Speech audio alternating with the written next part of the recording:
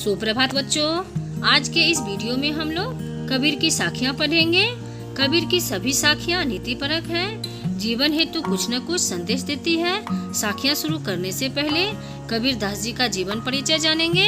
हिंदी संत कवि ही नहीं अपितु संपूर्ण हिंदी साहित्य तथा भारतीय संत कवियों में कबीर दास जी का अन्यतम स्थान तो है ही, अखिल विश्व की संत परंपरा में भी वे शीर्ष स्थानीय है। उनका अवतरण मध्यकाल में हुआ था। इस काल में धार्मिक संकीर्णता, जातीय संघर्ष, सांप्रदायिक उन्माद एवं सामाजिक भेदभाव, समाज में व्याप्त कुरीतियां चरम पर थी। ऐसे ही संक्रमण काल में अद्भुत प्रतिभा, साहस एवं व्यक्तित्व लेकर कबीर का प्रादुर्भाव हुआ। कबीर दास जी जाति प्रथा में विश्वास नहीं करते थे। धार्मिक वाह्याचार की तरह जाति प्रथा और वर्ण व्यवस्था पर भी उन्होंने गंभीर चोट की। जन्म से ही मनुष्य छोटा बड़ा होता है, इसे मानने को वे कदापि तैयार न थे। भक्ति काल की निर्गुण ज्ञानमार्गी शाखा के प्रतिनिधि कबीर दास जी का जन्म लगभग 1398 ईस्वी में काशी में हुआ। ऐसी मान्यता है कि उन्हें एक विधवा ब्राह्मणी ने जन्म दिया और लोक लाज से बचने के लिए लहरतारा नामक तालाब के किनारे रख दिया। नीरू और नीमा नामक जुलाहा दंपति ने उनका लालन पोषण किया। कबीर दास जी की सभी रचनाएं कबीर ग्रंथावली में संग्रहित हैं। उनका मुख्य ग्रंथ बीजक है। हालांकि कबीर का काव्य साखी शबद रामायणी के नाम से भी जाना जाता है।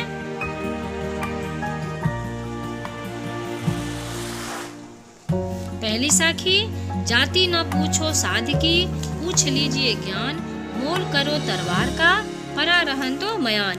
अपनी इस साखी में कबीर दास जी का मानना है कि साधु संतों की जाति के बारे में नहीं सोचना चाहिए, बल्कि उनके ज्ञान की ओर ध्यान देना चाहिए। उनके अमूल्य ज्ञान को विनम्रता पूर्वक प्राप्त करने का प्रयास करना चाहिए। जैसे तलवार लेते समय तलवार का मोलभाव किया जाता है, उसकी मयान का नहीं। किसी साधु की जाति या धर्म से किसी को कोई मतलब नहीं होना चाहिए, बल्कि उसके ज्ञान से मतलब होना चाहिए। जैसे मोल भाव तलवार का करना चाहिए, न कि उसकी मयान का। युद्ध में तलवार की उपयोगिता होती है। मयान चाहे लाख रुपये की हो या 1 रुपये की, युद्ध में बराबर होती है। साधु की जाति इसलिए नहीं पूछनी चाहिए क्योंकि वह चाहे किसी भी जाति का हो, हमें केवल उसके ज्ञान को ही प्राप्त करने की चेष्टा करनी चाहिए। तलवार के समक्ष मयान का कोई महत्व नहीं होता, क्योंकि जब भी तलवार खरीदी जाती है तो उसकी धार देखी जाती है, न कि मयान। दूसरी साखी, आवत गारी एक है, उल्टत होई अनेक, कह कबीर नहीं उलटिए, वही एक की एक। इस साखी में कबीर दास जी का मत है कि यदि हमें कोई गाली देता है और हम भी पलटकर उसे गाली दे दें तो गालियों की संख्या निरंतर बढ़ती चली जाएगी।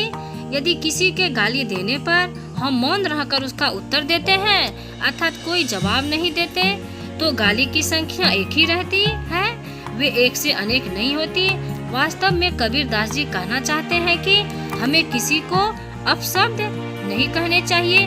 कोई यदि आपको गाली या बदवा दे तो उसे उलटना नहीं चाहिए, क्योंकि यदि किसी की गाली आप स्वीकार नहीं करेंगे तो वह खुद ब खुद वापस गाली देने वाले के पास चली जाएगी। यदि आपने उलट के गाली दे दी तो इसका मतलब है कि आपने उसकी गाली भी ले ली। कोई यदि आपसे बुरी बातें कहता है तो उससे चुपचाप सुन लेने में ही भलाई है। बहस को बढ़ाने से मन का क्लेश बढ़ता है।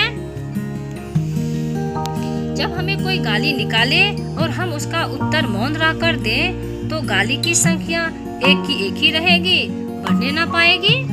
माला तो कर में फिरे, जी भी फिरे मुख माही, मनमा तो दहो दिशी फिरे, यह तो सिमरन नाही। इन पंक्तियों में कवि ने प्रभु भक्ति का उल्लेख करते हुए कहा है कि माला का मन का तो हाथ में फिरा रहा हो, जीवा मुख के अंदर और मन दसों दिशाओं की ओर भटक रहा हो, तो ऐसे में उसकी चंचलता पर अंकुश न होने के कारण हमारी भक्ति व्यर्थ चली जाती है। हमें ऐसे पाखंडवाद को छोड़कर मन को वश में करना चाहिए।